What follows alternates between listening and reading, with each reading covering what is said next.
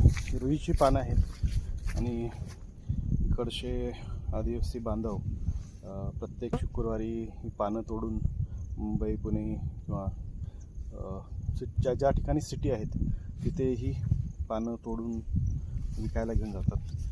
कारण शनिवार असल्यामुळे प्रत्येक शनिवारी किंवा काही भाविक याच्या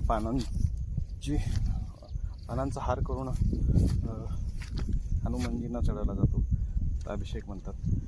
तर हा पण एक इकडचा आदिवासी बांधवांचा एक बिझनेस आहे की म्हणजे काही पानं घेऊन ती जुळवून मार्केटपर्यंत पोचवणं आणि त्यातून मिळणाऱ्या पैशातून गुजारा करतात.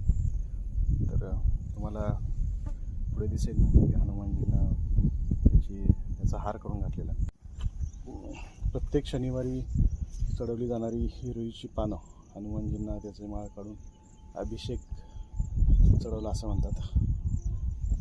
ती हीच पानं आहे. धन्यवाद.